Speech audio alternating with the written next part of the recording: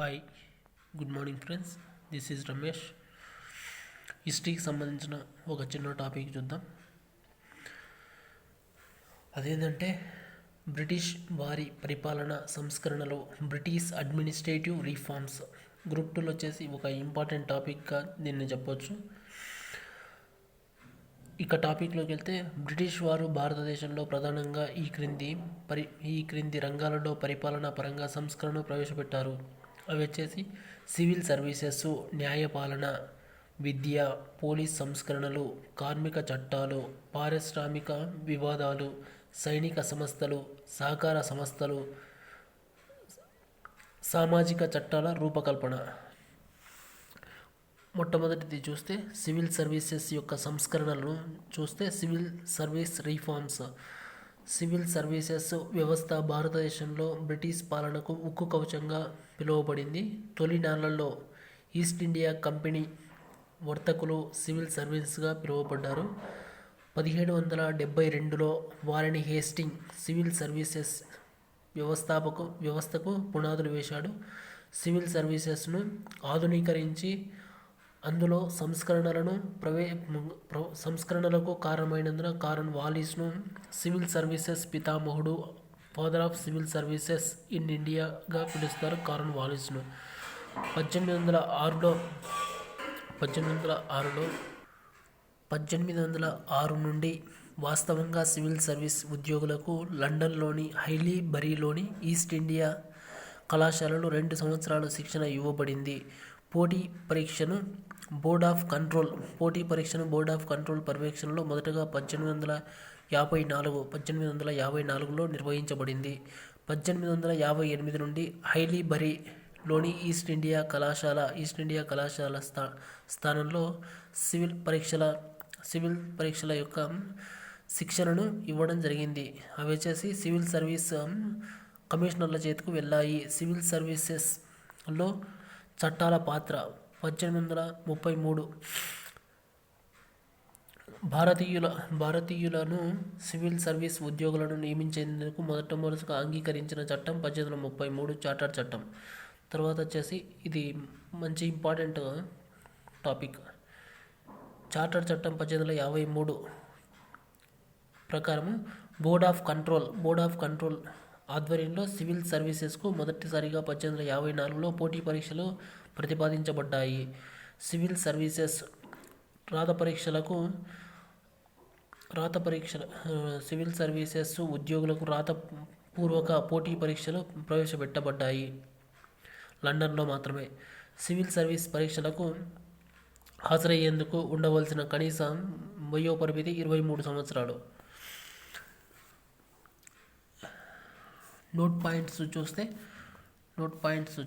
1863లో సంవత్సరంలో సివిల్ సర్వెంట్గా ఎంపికైన తొలి భారతీయుడు సత్యేంద్రనాథ్ ఠాగూర్. ఇతర ప్రముఖ భారతీయులు సత్యేంద్రనాథ్ తర్వాత సురేంద్రనాథ్ బెనర్జీ 1869లో సివిల్ సర్వీసెస్కి ఎంపికయ్యాడు. తర్వాత వచ్చేసి సుభాష్ చంద్రబోస్ 1919. సురేంద్రనాథ్ బెనర్జీని సివిల్ సర్వీసెస్ నుంచి తొలగించిన లార్డ్ మేయో తొలగించడమైనది. అదేవిధంగా భారత ప్రభుత్వ చట్టం 1919 సివిల్ సర్వీసెస్ ప్రవేశ పరీక్షలు భారతదేశంలో జరగాలని నిర్ణయించింది. సివిల్ సర్వీసెస్ పరీక్షలు భారతదేశంలో ప్రవేశపెట్టాలని 1919 చట్టం ప్రకారం నిర్ణయించడం జరిగింది. 1922 సంవత్సరం నుండి భారతదేశంలోని సివిల్ సర్వీస్ పరీక్షలు నిర్వహించబడ్డాయి.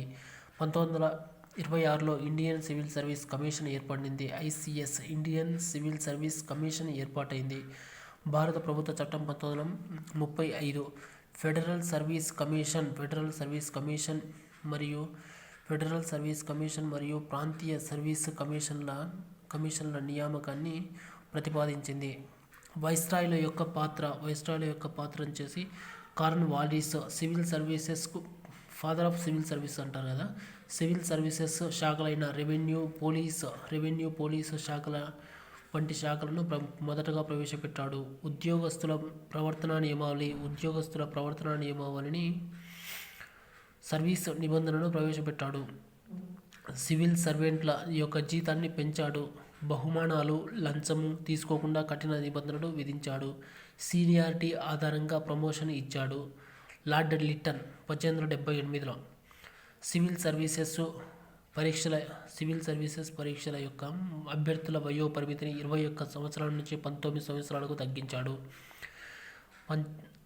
స్టాచ్యుటరీ సివిల్ సర్వీసెస్ను ప్రవేశపెట్టాడు. Statutory civil service 1878. దీనిలో 2 రకాల సర్వీసులు ఉన్నాయి. ఒకటి వచ్చేసి covenanted service.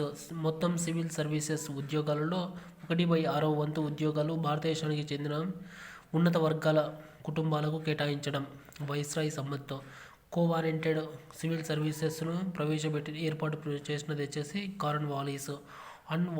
అన్కోవానంటెడ్ civil services government ఆమోదంతో స్థానిక ప్రభుత్వాలు నామినేట్ చేసేవి.